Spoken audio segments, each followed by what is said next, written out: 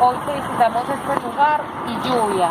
Cuando hicimos la excavación en el año 2015, casi diario también subíamos en el transporte, una buseta que nos transportaba a diario a las 8 de la mañana, casi siempre subíamos y era pura lluvia. Y salíamos y era lluvia.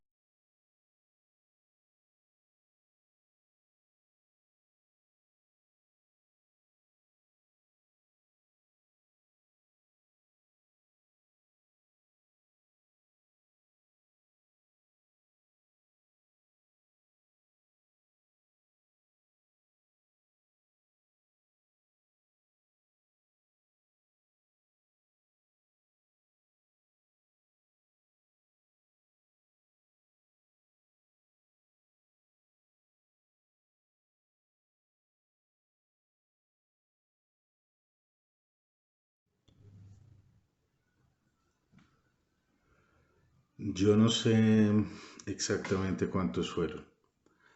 No sé si fueron eh, miles, pero sí sé que fueron cientos. Al menos los que en mi entorno inmediato pude identificar.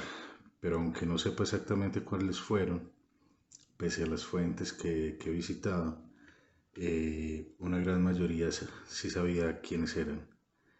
Estas personas las perdimos, nos las arrebataron en realidad. Nos las arrebataron los poderosos, los que creyeron que la imposición del dolor en los otros era la consumación de justamente su poder. Para 1991, Medellín fue la ciudad más violenta del mundo. Descubrí eso unos pocos años después en un periódico que visitaba en la Biblioteca Pública Piloto. Fue muy conmocionante para mí saber que vivía en la ciudad más peligrosa del mundo para ese entonces.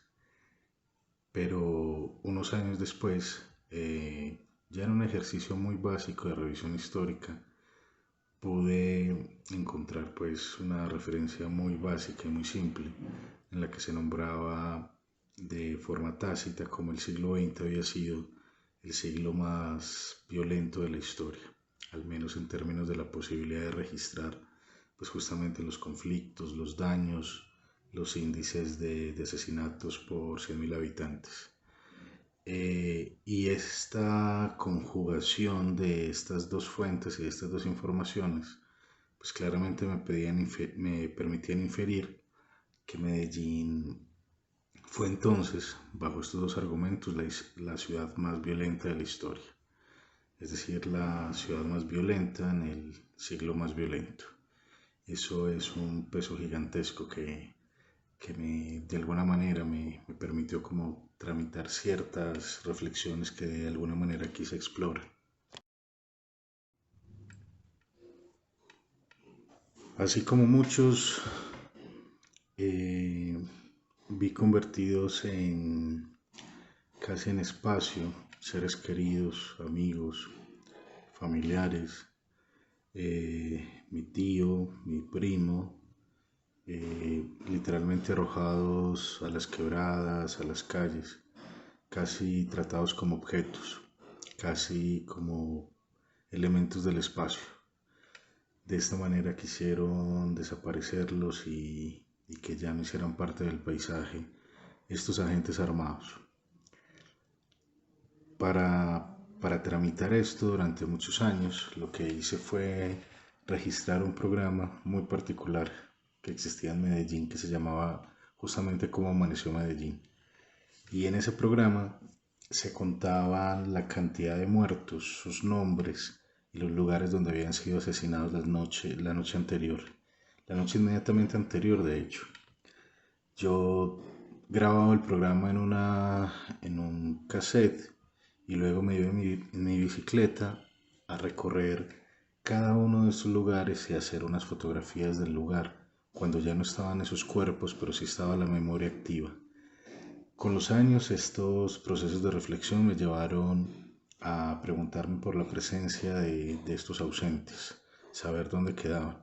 Y evidentemente al darme cuenta que quedaban era en quienes lo recordaban, me di cuenta cómo los cauces de los ríos, en las quebradas y en los municipios antioqueños y en el país, eran justamente una especie de escenarios de fosas comunes en los que los cuerpos al ser arrojados simplemente se trataban como excreciones que ya no quieren verse más, como aquello que no se quiere recordar y hacerse responsable, pero aún así garantizar que nadie los vaya a recordar. Es por eso que este proyecto Piedras de Agua fue una de las alternativas con las cuales empecé a tramitar esa memoria personal y colectiva, al reunirme con estas mujeres de las mesas de víctimas. Fue sumamente importante y a partir del trabajo que se hizo con ellas encontramos un escenario en el Museo en el Museo Casa de la Memoria en Medellín a través de una de sus convocatorias. Allí logramos llevar a cabo una intervención sumamente interesante de orden contextual y luego LANARD, justamente con las mujeres de las mesas de desaparición de víctimas del municipio y del departamento. Propusimos un taller de cooperación, de creación conjunta, en el cual activábamos sus memorias, estas memorias tan dolorosas, a partir de la construcción de retratos de sus queridos, utilizando pequeñas piedras a modo de píxeles enormes, con los cuales podíamos reproducir los rostros de sus personas desaparecidas con base en sus fotografías. Y todo esto como una especie de maqueta para realizar una acción que fue la consumación, digamos que del taller, en la cual algunos representantes de ellas justamente llegan hasta la quebrada Santa Elena, que pasa en el perímetro del museo justamente de la Casa de la Memoria en Medellín, y allí sobre la quebrada empezamos a situar estas rocas justamente sobre el rostro proyectado de sus queridos desaparecidos, como una forma de reintegrarlos al paisaje de la memoria pública, como una forma de tramitar esa persistencia de la roca frente al agua, que es un poco ese olvido que se trató de imponer por parte de estos actores armados. De la misma forma y de manera posterior realizamos una muestra, una exposición, una instalación inmersiva en el antiguo Museo de Arte Moderno de Medellín, pese a que la curaduría del Museo de la Memoria y la dirección de entonces no nos permitió exponer el proyecto ni permitió que se nos entrevistara en ningún medio de comunicación. No quería que se hiciera público justamente nuestro proyecto, pero nosotros pues continuamos adelante. Y esta es, digamos, una de las muestras de la fuerza acérrima que tienen estas mujeres para resistir ese peso de ese olvido. Eso es un poco lo que se tramita en estas imágenes.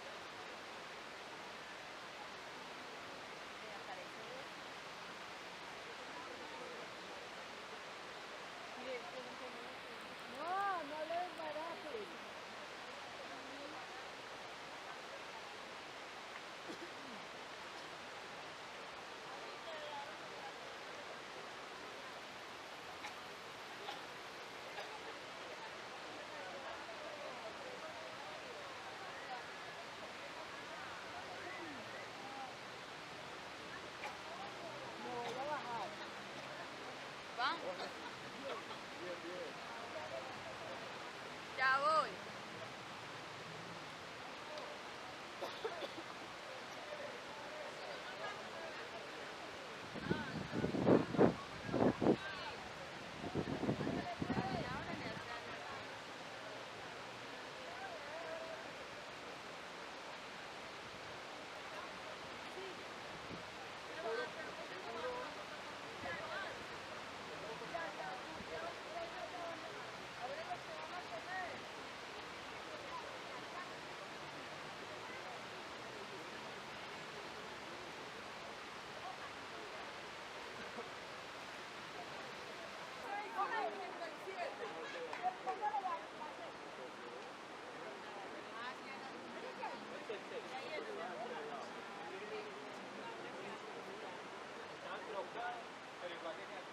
Pero venga, yo tengo el marco ahí, echémosle bastante, a ver si no pasa.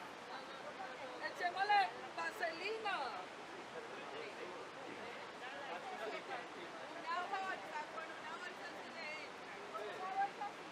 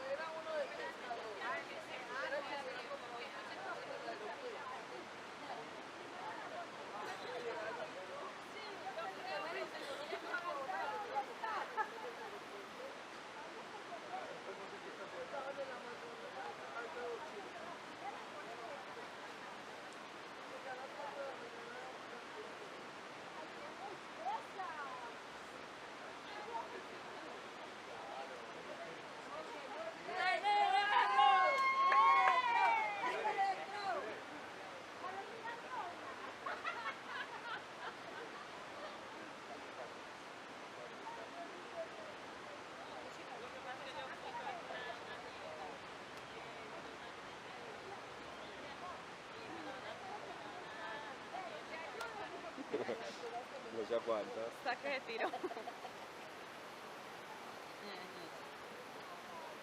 Doña Aura.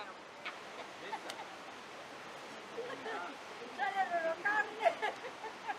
Cuando a mí me dijeron vocera de la mesa, incluía esto. Sí, eso estaba ahí, ¿usted no se acuerda? Claro, no tengo la quebrada de Montalina por la noche, eso decía ahí.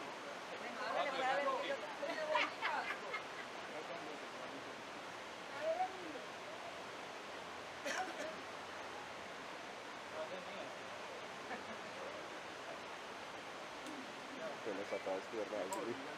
Fue muy tierna así, todo eso.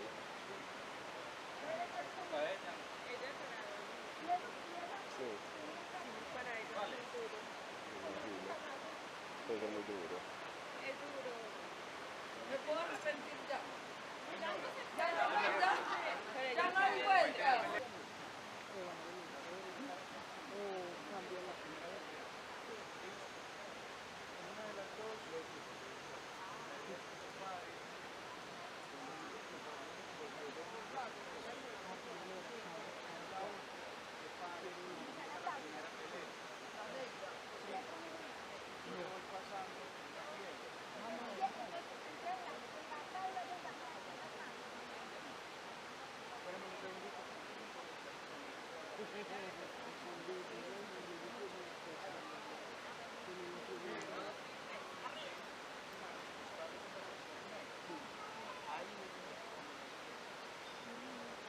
Mary, pásenme la cuerda para el otro lado. Ahí. Listo. Váyase agachadita.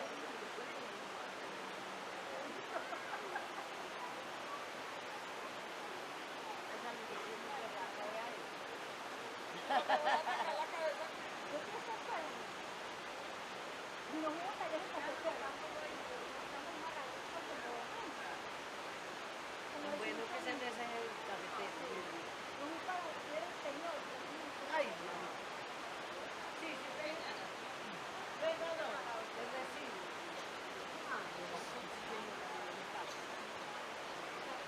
Ay, no sé. ¿Cuál? Pues ponga la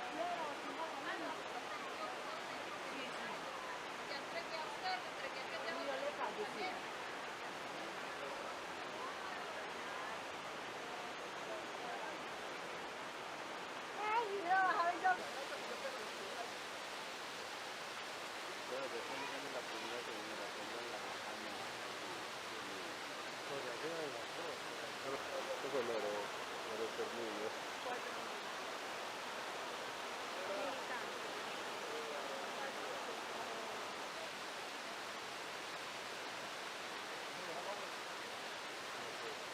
Víctor, ¿cómo se llama la Piedras de agua.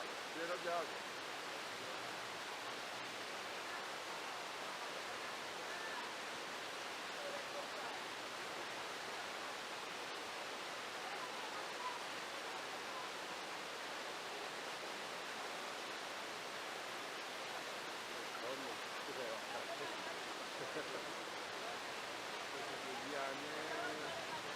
¿Qué apellido es? Agudelo.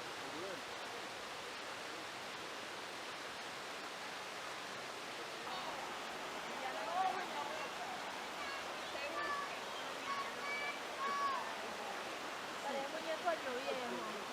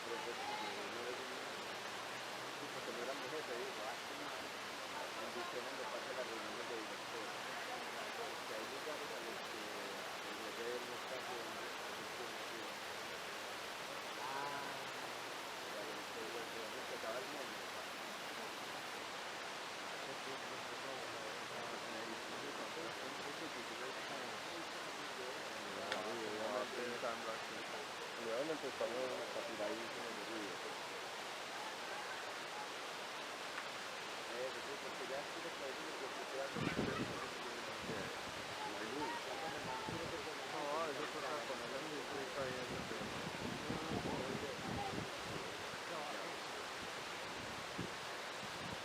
pero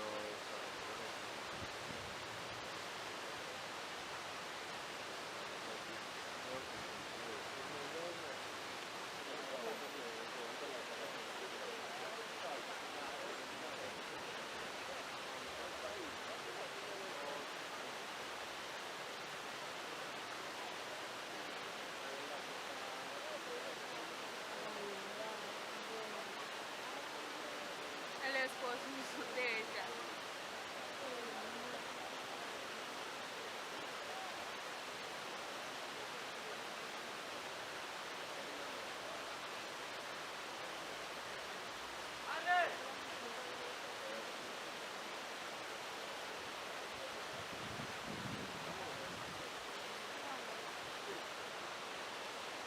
Ya, ya.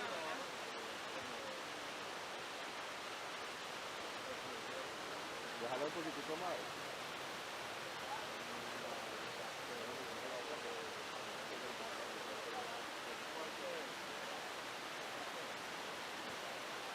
Hay una que hay dos personas, no. Luzmer dijo que había una que habían dos personas. Sí, la de Doralina, que es la mamá y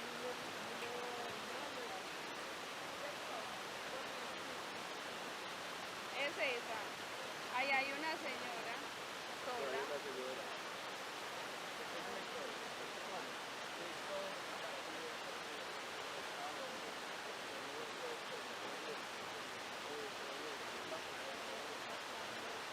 Hablamos. No está la de... Ahí. No, dejémosla ahí un momentico. Pues mira que se está chido porque se toca coger toda la pilota de... No la hay un momentico. Eso es terrible.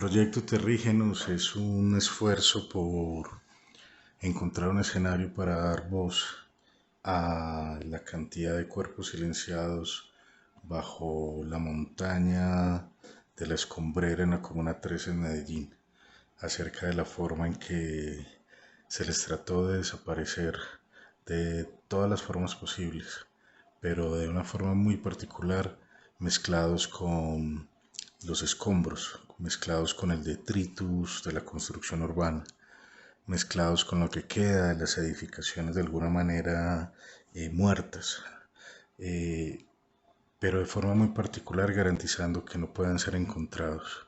Este proyecto trata de recoger los testimonios justamente de una persona, de una lideresa de mesas de víctimas que busca insistentemente dar un escenario de dignidad a aquellos suyos que ya no están circulando entre nosotros, pero están ahí permanentemente.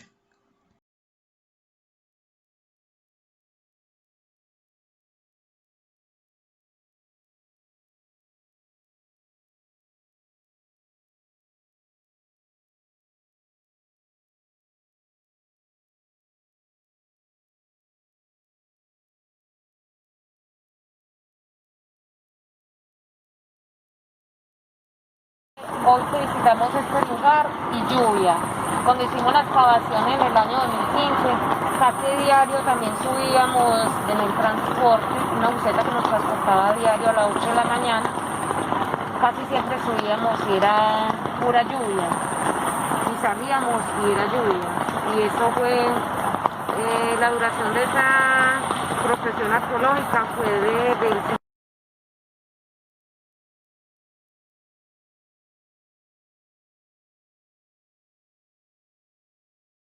la escombrera del sector de Terrígenos, que de Bioparque SAS. Acá pues es donde siempre hemos hablado que hoy en día hay como 27 pisos, como un edificio, pero son una montaña de escombros, donde por falta de voluntad política del Estado colombiano no ha sido posible exhumar los cuerpos de nuestros familiares. Aquí siempre hemos hablado que hay más de 400, 450 cuerpos enterrados de personas desaparecidas, de nuestros familiares, que fueron desaparecidos tanto por paramilitares como por agentes estatales, incluyendo la fuerza pública. Y enfrente está la otra escombrera, que es la arenera de agregado San Javier, donde también fueron desaparecidas algunas personas, y ahí hubo la posibilidad de hacer una intervención de exhumación en el año 2015, porque uno de los movilizados, que fue Carlos Villa alias Móvil 8, confesó que él había asesinado de 50 a 60 personas y las había enterrado en ese lugar.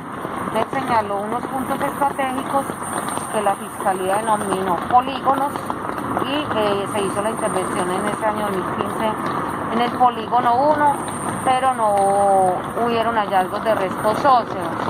Pero en el informe quedó que pues había habido removención de la tierra, y lo más paradójico fue que se encontraron bolsas de leche del año 1985 en la parte de encima. Entonces se presume que esos cuerpos pudieron haber sido movidos para otro lugar. Entonces quedaron los polígonos por intervenir,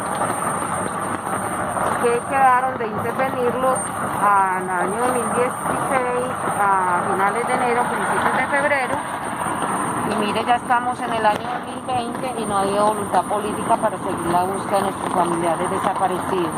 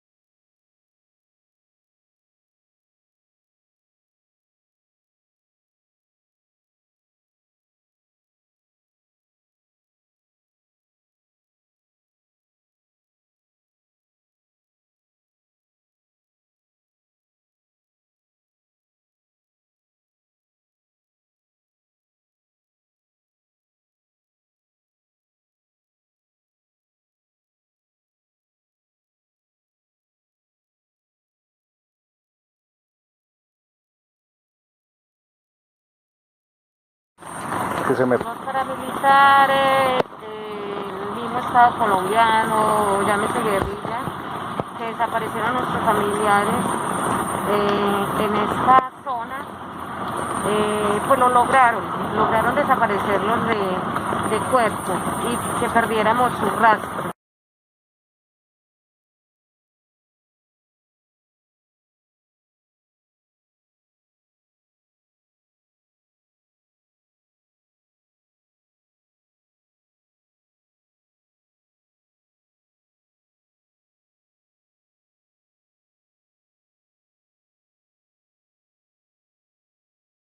Bueno, las personas que desaparecieron a nuestros familiares, llámese paramilitares, guerrilla o Estado, lo que hicieron fue desaparecer sus cuerpos para que nosotros perdiéramos todo rastro de ellos.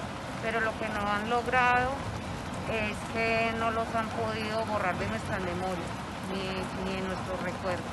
Ellos seguirán latentes en cada paso que demos, en cada momento que los recordamos.